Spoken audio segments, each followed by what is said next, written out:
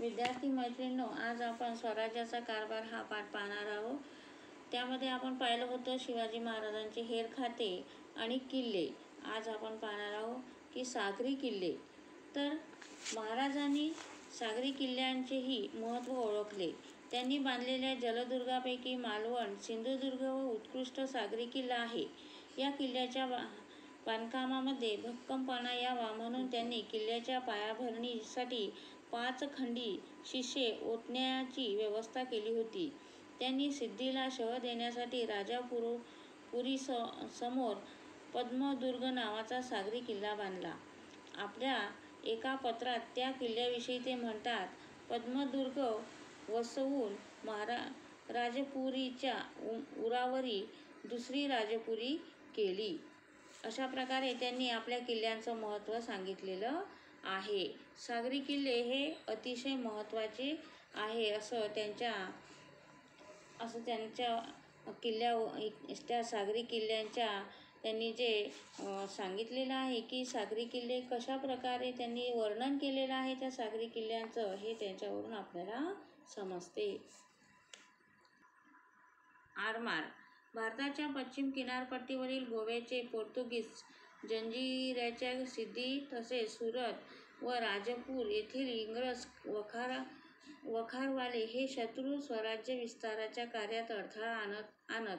या अडथळ्याला पायबंद घालणे आणि पश्चिम किनारपट्टीचे रक्षण करणे याची आवश्यकता होती. यासाठी महाराजांनी आरमार उभे केले. ज्यांच्याजवळ आरमार त्यांचा समुद्र हे त्यांनी ओळखले. महाराज दूरदर्शी होते आणि महाराजांनी ओळखलं की आपल्याजवळ आरमार असणं अतिशय महत्त्वाचं आहे आणि म्हणून त्यांनी स्वतःचं आरमार उभं केलं. आणि महाराजांच्या आरमारात विविध प्रकारची 400 जहाजे होती. त्यामधील गुराब, गलबत व पाल ही लढाऊ जहाजे होती. कल्याण, भिवंडी, खाडी, विजयदुर्ग आणि मालवण हे येथे जहाजे बांधली जात. मायनायक, भंडारी, दौलतखान हे त्यांच्या आरमाराचे प्रमुख अधिकारी होते. प्रजेच्या हिताची काळजी. इतर राज्यांप्रमाणे शत्रूच्या ताब्यातील प्रदेश जिंकावे आणि तेथे आपले वर्चस्व निर्माण करावे एवढी मर्यादित आकांक्षा बाळगून महाराजांनी कार्य केले आणि प्रजेला स्वतंत्र बनवणे हा त्यांचा मुख्य उद्देश होता. प्रजेला स्वातंत्र्याचा खराखुरा आनंद मिळवायचा असेल तर राज्यकारभार शिस्तबद्ध असला पाहिजे. प्रजेच्या हिताची सर्वांगीण काळजी घेतली पाहिजे आणि जिंकलेल्या प्रदेशाचे रक्षण केले पाहिजे याचे भान त्यांना होते.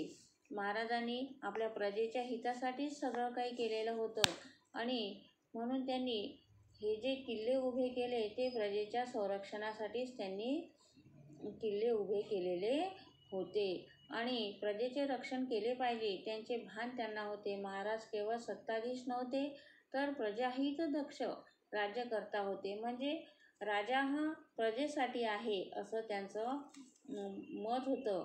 हे त्यांच्या राज्यकारभारावरून स्पष्ट दिसते. आणि कोणतंही कार्य करत असताना त्यांनी एकच त्यांच्या डोळ्यापुढे ध्येय होतं की हे जे काही मी करत आहे ते कोणासाठी करत आहे तर आपल्या प्रजेसाठी करत आहे आणि प्रजेच्या संरक्षणासाठी करत आहे, हे त्यांचं ध्येय होतं. हे आपल्याला या राज्यकारभारावरून स्पष्ट दिसून येते.